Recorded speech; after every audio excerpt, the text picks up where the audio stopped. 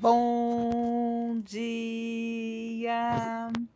Estamos de volta com as nossas reflexões matinais à Corsa da Manhã.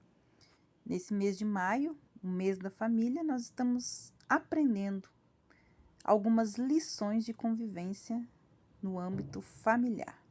E hoje nós vamos falar sobre o pai bondoso. Um homem tinha 2 filhos e o mais moço disse ao seu pai: Pai, agora minha parte da herança eu quero. Num país distante, ele desperdiçou toda a herança em uma vida de pecado. Houve uma grande fome naquele país e ele tinha vontade de comer o que os porcos comiam, mas nem isso lhe davam. Caindo em si, ele pensou: quantos trabalhadores de meu pai têm comida de sobra e eu estou aqui morrendo de fome. Vou voltar para a casa do meu pai e dizer: Pai, pequei contra Deus e contra o Senhor e não mereço mais ser chamado de seu filho. Quando o moço ainda estava longe de casa, o pai o avistou e com muita pena do filho correu, o abraçou e o beijou. E o moço disse: Pai, eu pequei contra Deus e contra o Senhor e não mereço mais ser chamado seu filho. Mas o pai ordenou aos empregados: depressa, tragam a melhor roupa e vistam nele. Ponham nele também um anel e uma sandália. Também tragam e matem o bezerro gordo e vamos festejar. Mas o filho mais velho, ao voltar do campo, foi informado por um empregado. Seu irmão voltou para casa vivo e com saúde. Por isso seu pai mandou matar o bezerro gordo. O filho mais velho ficou zangado e não quis entrar. Então o pai veio para fora e insistiu que entrasse. Mas ele respondeu: Faz tantos anos que eu trabalho para o Senhor e nunca desobedeci uma ordem sua, e mesmo assim o Senhor nunca me deu ao menos um cabrito para eu festejar. Esse seu filho recebe o bezerro gordo? Então o pai respondeu: Meu filho, tudo que é meu é seu. Mas você deveria alegrar-se conosco, porque esse seu irmão estava morto e tornou a viver. Estava perdido e foi achado. Lucas, capítulo 15, versículos de 11 a 32. Um pai abnegado que sem confusão orienta seus 2 filhos de forma diferente. Primeiro nós vemos a decepção. A casa do fazendeiro estava em festa com o nascimento do primeiro filho, o herdeiro. Mas ele mal pôde andar sobre os próprios pés e já acompanha o pai nas vistorias. Ouve como ele fala com os empregados e dá as ordens. Nele cresce então a ideia de muitos meninos: meu pai sabe tudo, pode tudo e ele é dono de tudo. E a mais tarde a certeza: um dia tudo isso será meu. Mas um dia festeja-se um novo nascimento, o segundo filho nasceu e repentinamente ele torna-se o centro das atenções. A mãe ocupa-se muito com ele e parece nem tomar conhecimento do primogênito.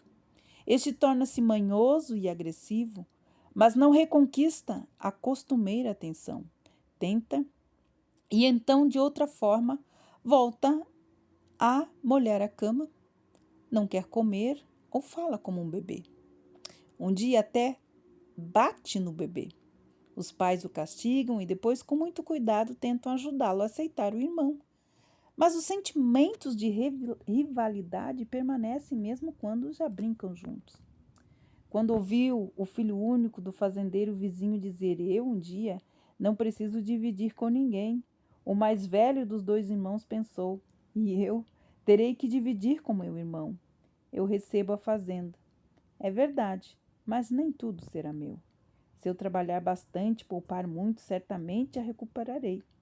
Se esforçou, tornou-se confiável e trabalhador, mas também unilateral. Dedicou pouco tempo aos seus amigos e com seu irmão mais novo, quando não tinha mais nenhum contato. Como ficou feliz quando viu seu irmão mais moço sumir de casa depois de uma discussão agressiva com o pai. Os pais tornaram-se calados e deprimidos, mas isso não importava. O importuno saíra e que se conquistaria a partir de agora seria tudo seu. Ser sempre o caçula? O segundo filho tem uma infância bem diferente. A mãe está muito feliz com o novo bebê, pois o mais velho já saiu acompanhando o pai. Ela tenta segurá-lo, mais tempo consigo e o pequeno tem dificuldades em conquistar seu espaço na fazenda. Quando saía com o irmão, este corria mais rápido, subia nas árvores com mais habilidade, sabia lidar com pessoas e animais, e ele era o mais velho. O menor sentia-se dominado e subjugado pelo maior, sempre sob pressão. Quando chegou na adolescência, parecia insuportável.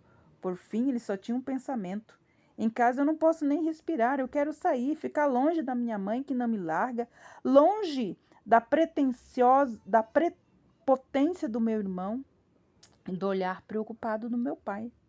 Sabia o que não queria mais, porém não sabia o que faria no futuro. Exaltado, insensato, foi seu último diálogo com o pai. Dá-me a minha herança. E aí teve uma experiência inesperada. O pai deu-lhe a liberdade para tomar as suas decisões e ter experiências próprias. É verdade que não tinha a mínima noção de como seria penoso e quais os perigos que enfrentaria. Seu sonho juvenil iria concretizar-se. Liberdade, riqueza, amigos, ninguém em cima dele, aventuras e ser alvo do reconhecimento. O pai. E as experiências do pai? Um ditado alemão diz: tornar-se pai não é difícil. Ser pai, no entanto, é muito difícil. Em primeiro lugar, o grande risco em dar a liberdade, com a possível perda do que lhe foi transmitido, o que chamamos de tradição. O filho pode vir a sucumbir. De modo algum, o pai estava cego para os perigos aos quais o seu filho se expunha. Apesar disso, deu-lhe a liberdade.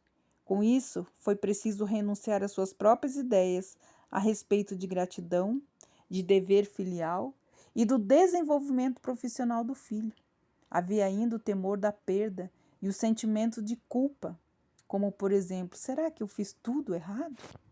Foi-lhe difícil, mas ele não desistiu das ações de salvamento, como correr atrás, bisbilhotar nas discotecas, recrutar detetives particulares.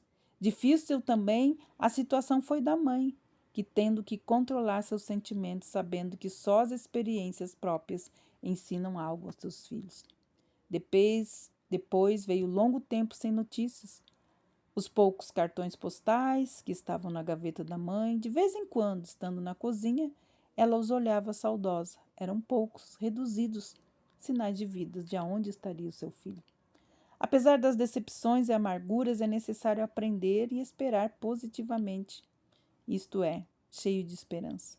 O pai esperava, pois amava aquele filho e que não aguentaria mais viver na sua companhia.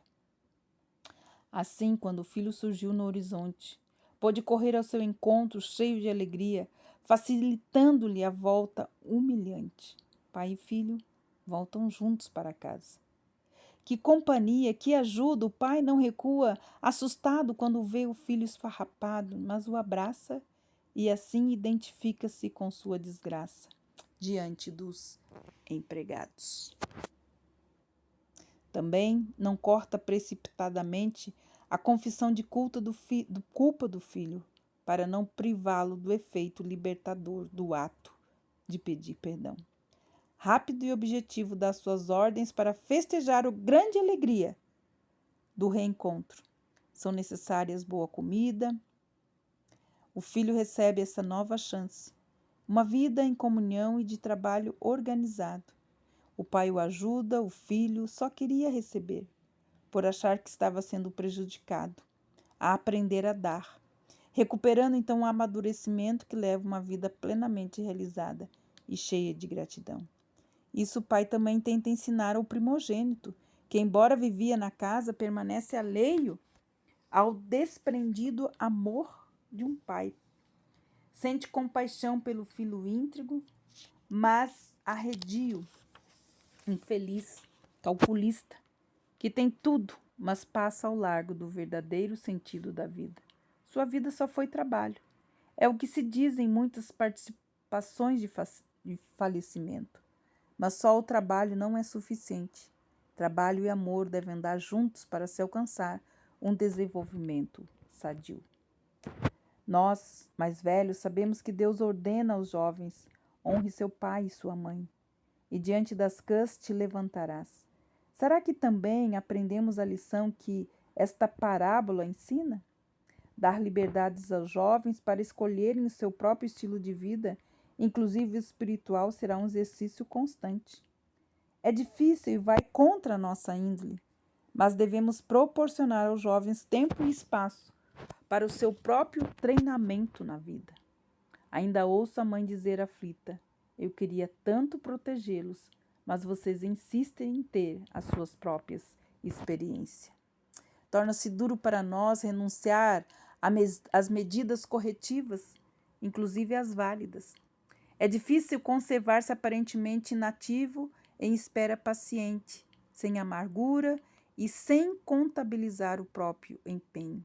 Quantos pais precisam vencer longos anos de difícil espera? Como é bom quando podem formar grupos com outros pais para conversarem e orar juntos, quando sabem que têm o apoio da igreja e não precisam ficar expostos às críticas insensíveis de pais mais felizes.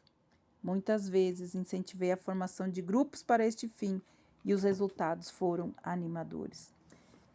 Nós precisamos lembrar que Deus sempre vai ao encontro dos filhos que resolvem por rebeldia sair de casa.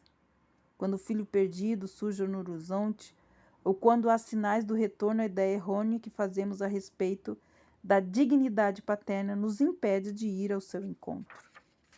Não devemos encher a paciência dos jovens, nem recebê-los indignamente, mas estarmos sempre dispostos a ir a seu encontro, pois Deus também vem ao nosso encontro. O pai abraçou seu filho maltrapilho. Já o nosso medo de contato é grande, bem como o medo de vexame, de perguntas constrangedoras. Que o Senhor nos ajude. Se temos dificuldades nos contatos, nos relacionamentos, se você se sente injustiçado, ou até mesmo quando permanece em casa, que o Senhor traga a alegria da comunhão paterna e materna. Nossas igrejas precisam cada vez mais de pais e mães em Cristo, que vivam de acordo com a palavra de Deus e no seu espírito, tendo aprendido as lições que poderão ajudar e orientar outros jovens. O que nós podemos fazer para ajudarmos esses jovens que estão frustrados?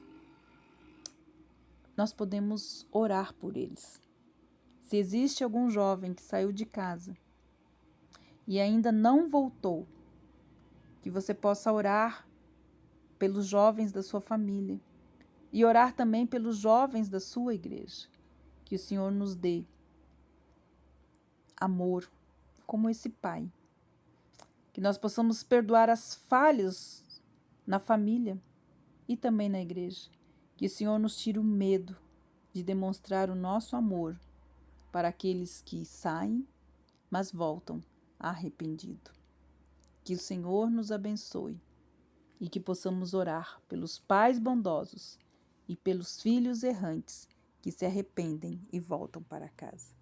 Que Deus os abençoe e até amanhã com as nossas reflexões matinais, a Corsa da Manhã.